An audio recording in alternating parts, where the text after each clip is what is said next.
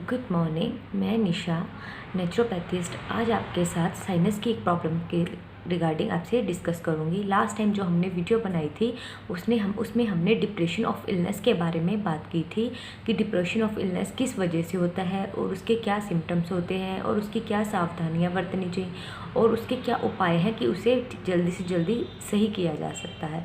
उसी तरह आज हम एक साइनस की प्रॉब्लम के बारे में डिस्कस करेंगे। साइनस की प्रॉब्लम बेसिकली एक नाक की डिसीज़ होती है, जिससे जो कि नाक में जैसे हड्डी बढ़ जाती है, जैसे नाक की जो बनावट होती है उसमें थोड़ा सा डिफरेंसेस आ जाता है, नाक की हड्डी बढ़ जाती है जिससे कि हमें सांस लेने में दिक्कत आ जाती है, प्रॉब्लम होती है, उसको हम साइनस कहते हैं। साइनस की जो समस्या है बेसिकली वो सर्दी के मौसम में हो जाती है, जैसे हमें जुकाम लग जाता है, आधा सर दर्द होता है, पलकें भारी हो जाती हैं, फेस में सूजन आ जाती है, ये सब साइनस के लक्षण होते हैं। तो साइनस में हम क्या कर सकते हैं, उसके क्या उपाय कर सकते हैं, उन्हें कैसे जल्दी हम उसको एक्यूट डिसीज़ को क्रोनिक होने से हम उसको कैसे रोक सकते हैं। जब साइनस एक्यूट कैसे होता है, एक्यूट जब होता है जब कुछ जुकाम हो जाता है तो हम उसका इलाज नहीं करते हैं, उसका हम ट्रीटमेंट नहीं देते हैं, इग्नोर कर देते हैं, तो वो आगे जाके साइनस की रोग बन जाता है, साइनस डिसीज़ बन जाती है। अगर साइनस का भी 2 हफ्ते में या 1 हफ्ते में उसका ट्रीटमेंट ना लिया जाए तो उसे अस्थमा, दमा, ये सब प्रॉब्लम्स हो सकती हैं। साइनस ये दिक्कत हमें नाक के ऊपर जो श्लेष्मा जमा होता है वो अगर हम उसका इलाज ना करवाया जाए तो वो ऊपर सर पे चढ़ जाता है, जिससे कि मस्तिष्क के भी रोग हो सकते हैं। ये जो प्रॉब्लम है, साइनस की दिक्कत है, ये हमारी आंखों पे भी बहुत असर डालती है, जिससे कि हमारी आंखों के में भारीपन आ जाता है, पलकें अब बहुत हैवी लगनी फील हो जाती हैं। उसके बाद फिर कईयों को तो साइनस की वजह से चश्मा वगैरह जैसे स्पेक्स भी लगते हैं। तो साइनस की प्रॉब्लम होती क्यों है, पहले हम उससे बात करते हैं। जब हम किसी ज़्यादा धूल, मिट्टी या इन जगहों पे खुले वातावरण में नहीं रहते हैं, कम स्पेस वाली जगह पे हम लोग आजकल रहना पसंद करते हैं, तो उन जगहों में हमें ये जब प्योर हवा हमारे अंदर नहीं जा पाती है तो उस दौरान हमें साइनस की दिक्कत होती है। साइनस की प्रॉब्लम से बचने के लिए अब हम प्राकृतिक उपचार क्या कर सकते हैं। साइनस की दिक्कत के लिए हम उसमें रबड़ नीति कर सकते हैं, जल नीति कर सकते हैं और अनुलोम विलोम कर सकते हैं, कपालभाति कर सकते हैं, योगा कर सकते हैं। बहुत से ऐसे उपचार हैं जो कि हम कर सकते हैं। इसमें सबसे बड़ी हमारी मदद करता है योगा। योगा में हम बहुत सारे ऐसे नाक की क्रियाएं हैं, जैसे कपालभाति हो गया, अनुलोम विलोम हो गया, ये सब कर हम साइनस की दिक्कत से छुटकारा पा सकते हैं। उसके बाद हम बात करते हैं प्राकृतिक तरीके से हम साइनस की प्रॉब्लम से कैसे छुटकारा पा सकते हैं। साइनस की दिक्कत से इससे हम जल नीति कर सकते हैं। जल नीति से गुनगुना पानी लेकर इस नाक से निकालना होता है। जो अंदर जमा हुआ श्लेष्मा होता है वो गर्म पानी से, गुनगुने पानी से वो बह के बाहर निकल आता है, जिससे हमें सांस लेने में दिक्कत होती है। जो हमारी नेज़ल होती है वो थोड़ी सी ओपन हो जाती है। हम एक नेज़ल स्प्रे भी ले सकते हैं, जिससे कि अपनी नोज़ पे उसको छिड़क सकते हैं, जिससे कि हमें सांस लेने में दिक्कत नहीं होती है, इजीली हम सांस ले सकते हैं। तीसरा हम इसमें ये करते हैं, जब हमें साइनस की दिक्कत होती है तब हम धूल, मिट्टी, इन जगहों से अपने आप को थोड़ा दूर रखते हैं। जब भी हमने बाहर जाना है मुंह पे रुमाल बांध लीजिए या कोई मास्क लगा के उसके बाद ही आप बाहर जाएं, ताकि कोई भी धूल मिट्टी आपके नाक में ना जाए, जिससे कि आपको परेशानी हो। उसके बाद हम और भी बहुत सारे हैं। अब हम बात करते हैं आयुर्वेद में।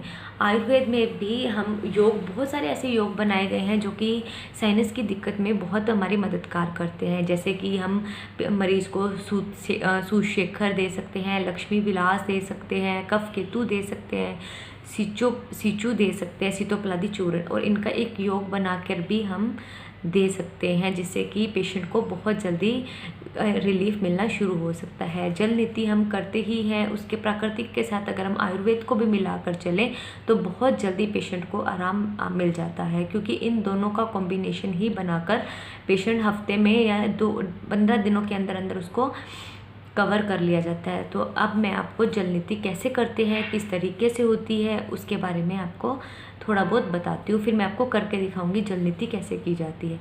जल नीति करने के लिए एक लोटा ले लीजिए। अभी मैं आपको लोटा दिखाऊंगी कि लोटा कैसा होता है। उसमें थोड़ा सा गुनगुना पानी डालकर उसमें सेंधव नमक डाल लीजिए।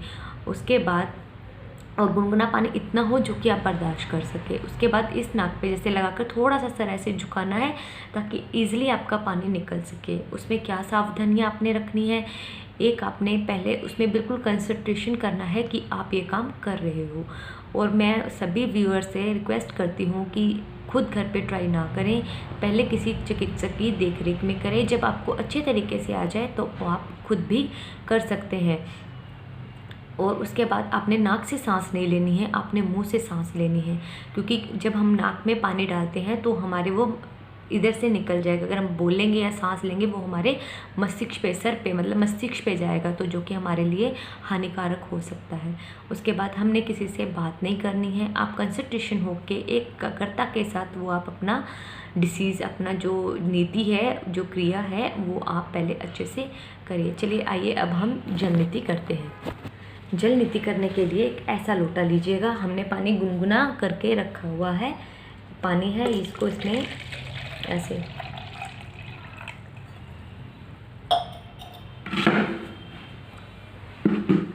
इसके लिए आपको बिल्कुल ही पीस ऑफ माइंड होना चाहिए। किसी भी तरीके का कोई स्ट्रेस या टेंशन ना हो, और इसमें घबराना नहीं है। किसी से आपने बात नहीं करनी, और सबसे बड़ी बात, आपने नाक से सांस लेना है, सॉरी मुंह से सांस लेना है, आपने नाक से सांस बिल्कुल भी नहीं लेना है। तो देखिए मैं आपको जल नीति करके दिखाती हूँ।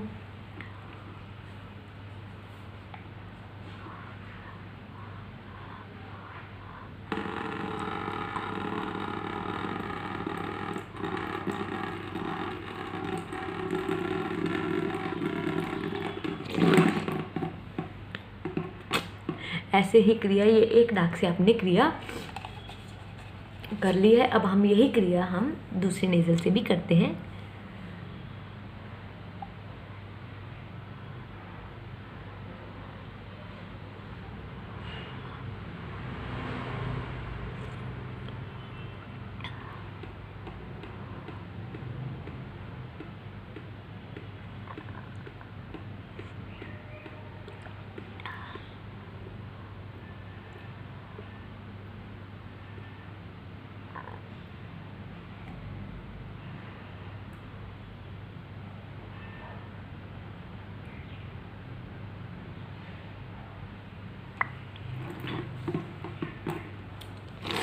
इस तरह आपने ये क्रिया करनी है। उसके बाद जब आप ये क्रिया कर लेते हैं तो उसके बाद अपने दोनों हाथों को पीछे ले जाइए और ऐसे करिए।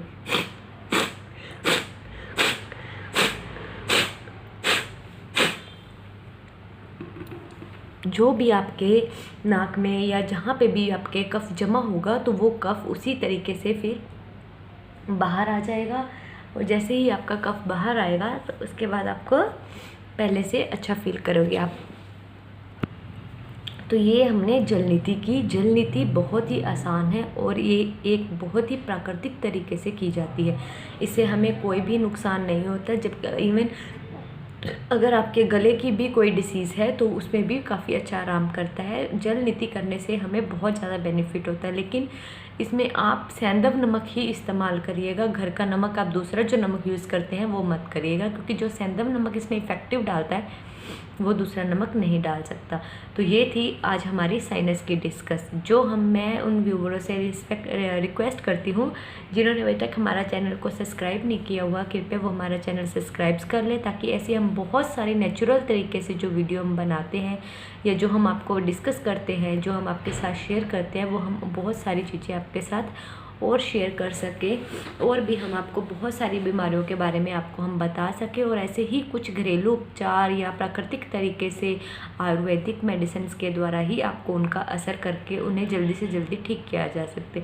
ये जल नीति अगर आप 1 हफ्ते तक या 15 दिन तक करते हैं तो आप साइनस की प्रॉब्लम से छुटकारा पा सकते हैं। ये साइनस की प्रॉब्लम बहुत ईज़िली ही ठीक की जा सकती है। और जिनको कोल्ड होता है, कोल्ड बहुत ज़्यादा रहता है, या फिर जिनका कोल्ड ठीक नहीं होता है, जल नीति उनके लिए भी बहुत ही लाभकारिक है। वो भी ये जल नीति करें। उनके भी जिनको बहुत जल्दी जुकाम हो जाता है, जैसे अब सर्दियाँ आ रही हैं, जुकाम एक आम बीमारी हो जाएगी।